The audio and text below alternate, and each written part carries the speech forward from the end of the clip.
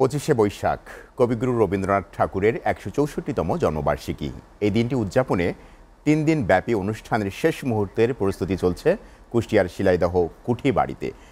বিশ্বকবির ব্যবহৃত জিনিসপত্র পরিষ্কার পরিচ্ছন্ন সহ পুরো কুঠি বাড়িকে সাজানো হয়েছে নতুন সাজে। তবে প্রচার প্রচারণা বৃদ্ধি সহ সাংস্কৃতিক কর্মকাণ্ডেও রবীন্দ্রনাথের সাহিত্যকে তুলে ধরার তাগিদ দর্শনার্থীদের।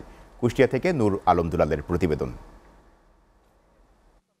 এসো হে বৈশাখ এসো এসো, আমারও পরাণে যাহা চাই তুমি তাই গো।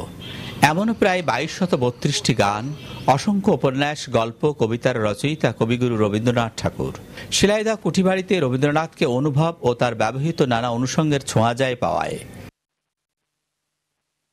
শিলাইদহ হচ্ছে সংস্কৃতি অঙ্গনের একটি আশ্রম, তবে প্রচার প্রচারণা আরো বাড়াতে হবে, মেলাকে আরো জাঁকজমকপূর্ণ করতে হবে, এমন কথা জানালেন আগত দর্শনার্থীরা। যে সমস্ত কবিতা লিখেছেন তার মধ্যে অধিকাংশ লিখেছেন রবীন্দ্র কুঠিবাড়িতে। আমি মনে করি শিলাইদহ সারা বাংলাদেশে ফুটিয়ে তোলা উচিত। এসে অনেক ভালো লাগছে, এখনো ভিতরে যাওয়া হয়নি, ভিতরে যে পালকিগুলা দেখবো। ফেমাস সাহিত্যকর্ম এখানে কিন্তু রবীন্দ্রনাথ লিখেছেন। কুঠিবাড়ির চারপাশ পানির ঢেউ খেলানো দেয়াল সহ পুরো ভবন নতুন রঙে আচ্ছাদিত করা হয়েছে। ঘুনে খাওয়া দরজা জানালা নতুন কাঠ দিয়ে মেরামত ও ভেতরের আসবাবপত্র ধুয়ে মুছে পরিষ্কার করা হয়েছে। সংস্কারের কাজ চলতে, ভাঙাচোরা এগুলো সংস্কার করতেছিল, নষ্ট হয়ে গেছিল, সব খুশি খুশি পড়ে গেছিল। আগে প্রথমে যে ডিজাইন ছিল সেই ডিজাইনের সাথে মিল করে কাজগুলা কমপ্লিট করা হচ্ছে। প্যান্ডেলের কাজ পুরাটা, গেট, স্টেজ সবগুলাই আমরা করতেছি। অনুষ্ঠানকে সফল করতে মঞ্চ, সুপেয় পানি, প্যান্ডেল ও পরিষ্কার পরিচ্ছন্নতার কাজ শেষ করা হয়েছে। থাকছে গ্রামীণ মেলা। আবহাওয়া অনুকূলে থাকলে সকল দর্শনার্থীরা সানন্দে উপভোগ করবেন, জানালেন কুঠিবাড়ির এ কাস্টোডিয়ান। সাংস্কৃতিক অনুষ্ঠানের পাশাপাশি একটি গ্রামীণ মেলা অনুষ্ঠিত হয়। এই উপলক্ষে আমাদের প্রস্তুতি প্রায় শেষ পর্যায়ে।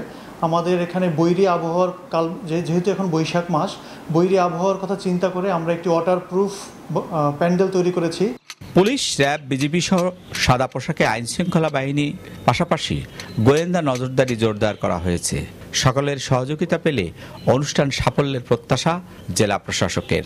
সকল আইন শৃঙ্খলা বাহিনীর সাথে আমরা বসেছি, নিশ্চিত নিরাপত্তা থাকবে ইনশাল্লাহ। আর গোয়েন্দা সংস্থাও আমাদেরকে বিভিন্ন সময়ে যদি কোনো তথ্য থাকে সে তাৎক্ষণিকভাবে আমাদের সাথে শেয়ার করছে।